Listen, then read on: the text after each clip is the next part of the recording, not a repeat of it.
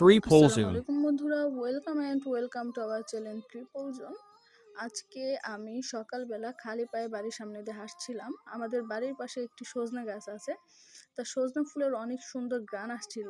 তাই ঘ্রাণ আসছে যখন আমি সজনা তলায় গেলাম, দেখলাম অনেক ফুল পড়ে আছে এবং সজনা ফুলের যে বড়া খাওয়া যায় আমি আগে জানতে পেরেছি। তার জন্য বেশ কিছু সজনা ফুল কুড়িয়ে নিয়েছি।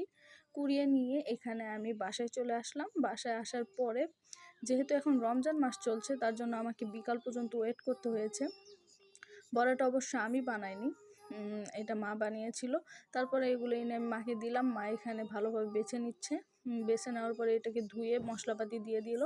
আদা রসুন বাটা দিয়েছে মরিচ কুচি, পেঁয়াজ কুচি, ধনিয়া পাতা কুচি এবং হলুদ, মরিচ, ধনিয়া গুঁড়া, লবণ, এগুলো দেওয়ার পরে একটা ডিম দিয়েছে। এখানে চালের গুঁড়ি দিয়েছে যেন বেশ মচমচে হয়। তবে এইটার স্বাদ ছিল অসাধারণ। ইফতারের সময় খেয়েছি আমি।